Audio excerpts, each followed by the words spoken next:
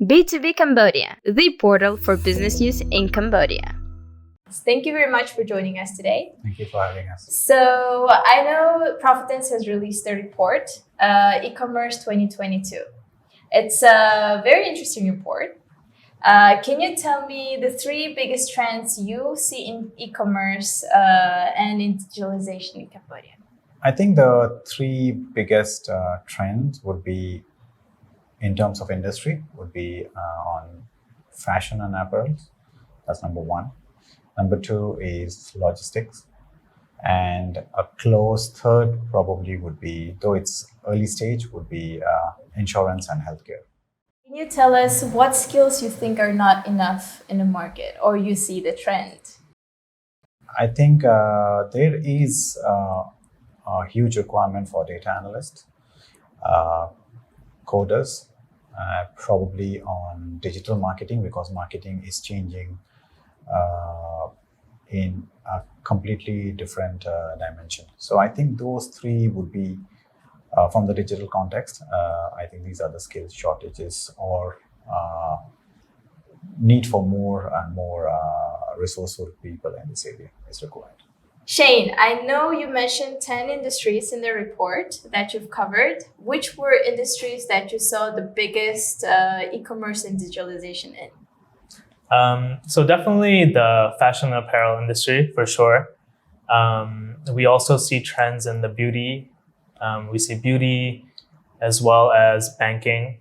Banking is definitely a big one because not only is it like, it's a fundamental aspect of e-commerce, but within banking itself, we slowly see e-commerce rising in terms of products that these banks and maybe even insurance players across the financial sector are selling. Yeah. Mm-hmm. What were the new players that entered e-commerce and digitalization when you compare to the previous reports you did? A big one would be insurance, for sure. Mm-hmm. I think last year, within the insurance industry, they were taking big strides to push for digitalization. You know, many companies, from what we had heard, is that they were almost using Cambodia as a pilot program to make sure that this was viable. E-commerce within this space was viable across the region. And I think that's great in the sense that we get to experience conglomerates and kind of what they have to bring to the table, and we get to experience them here in Cambodia. Yeah. How easy was it to work with the public sector? It comes with its challenges, but I think for the most part, it was a very positive experience because they have structures and systems in place. They have the data and research available to help us, right? And with this report, that was the big thing that we were asking the public sector, mostly on the data and the research side. And I think they delivered for sure. Mr. Deep, you mentioned that Cambodia is your main focus currently. Does PROFITENCE plan to expand to the region again, or? Yes, definitely. But I think there is enough work for us in Cambodia. We want to be quite focused. As you know, as I mentioned, this is a country where I have been living for the last 20 years and never left. And I think I understand the fabric of this country. So we would like to focus in Cambodia. But moving beyond, say, 2023 and 2024, we would like to see Laos as one of our growth market area, and hopefully Myanmar in the next coming years. You mentioned you've been in Cambodia for more than 20 years.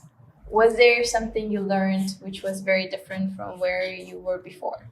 Yeah, I think the learning has been every day. You know, like I came here pretty, like I was in my mid-20s when I came in here.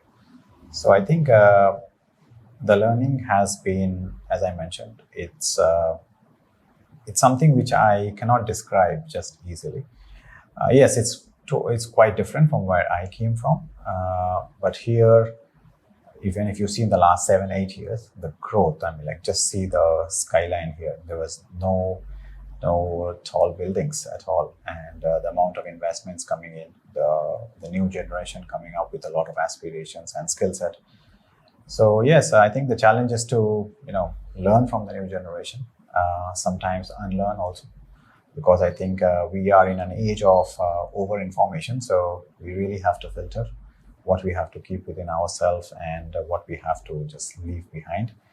So yes, learning from the young generation, learning from the landscape where the business are evolving, uh, from policy changes, introduction of new laws. I think yes, it's very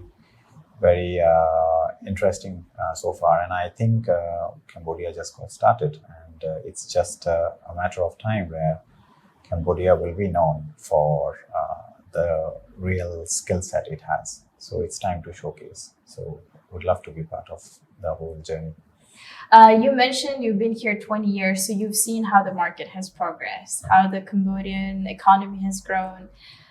What do you think? And you work with investors. So what makes Cambodia, in your opinion, so attractive for investors to come in? So first of all, I think the fundamentals like ease of doing business, number one, like dollarized economy, which actually definitely helps. I think the other being it's a huge opportunities for any industries per se, because as we all know, Cambodia came over from a difficult past, but I think it's leaving that past behind quite fast. And we are learning from the best practices of our neighbors, including, say, Singapore, Malaysia.